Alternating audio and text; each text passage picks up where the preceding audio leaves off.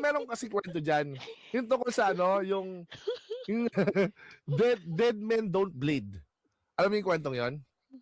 No. No. Ito yung kwento nun. May isa lalaki. Sabi niya, patay na raw siya. Patay na raw siya. Lahat ng kinausap, marami kumausap sa kanya. Hindi ka pa patay. Punta siya sa doktor. Pagpunta niya ng doktor, sabi sa kanya ng doktor, hindi ka pa patay. Hindi, patay na ako, dok. sabi niya, teka, Self-declaration. ang mga patay ba, may dugo? Lalo pa yung nagbi-bleed pa. Sabi niya, hindi. Okay, kumuha siya scalpel. No? Kumuha scalpel, dumugo ngayon yung kamay. Alam mo sabi ng lalaki? Nagbi-bleed din pala yung mga patay. Nag-move yung So okay. Di ba? Okay. So, nagbi-bleed pala yung mga patay. O, di ba? may ano ba yan? Okay. May pangalan ba yung ganyang klaseng thought formulation?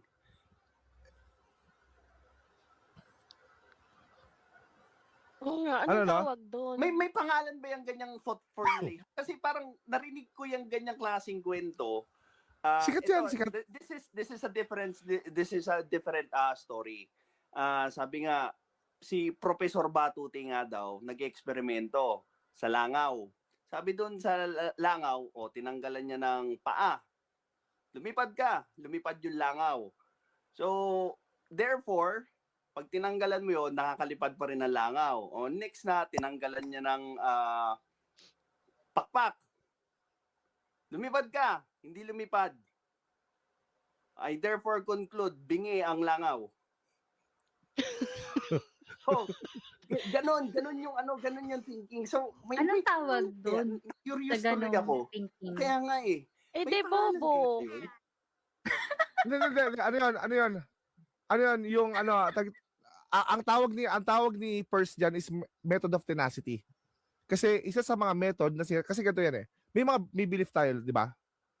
So ngayon, ang problema sa atin is kapag na-challenge yung beliefs natin, we want to solve it. Okay? Ang unang way of solution is method of tenacity. Ang gagawin mo lang, isatakpan mo lang yung tenga mo, tapos i-chant mo lang yung belief mo. Like for example, patay ako. Di ba? You fix your belief that way. All humans do. Na parang mahal ako na asawa ko. Hindi, mahal ako na asawa ko. Di ba? So, ibig sabihin, naniniwala ka na doon. May pangalawang method. Pangalawang method is method of authority. Meaning, punta ka sa pastor, kasi ganito yung problema namin. Sa coach, kasi si coach. Pina-extreme coach. Pumunta ka ngayon dyan. Kasi ganito yung problema namin eh. Hindi sabi ng coach natin ito eh. Sabi ng pastor natin ganito eh. Sabi ng presidente ganito. Ang tawag doon, method of authority. Sumunod naman is a priori. Sinasolve natin yung problema natin sa belief is through reason alone. Right? Nagkakaroon tayo ng reasoning na, okay. So ganito pala yan. Sumunod yung scientific method. Kasi we actually discover it. So yun yung 4 ways na pinifix natin yung belief natin. Ang pinakamahina yung una.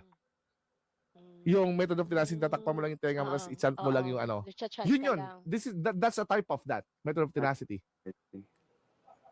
So anong tawag mo kay Auntie Claire?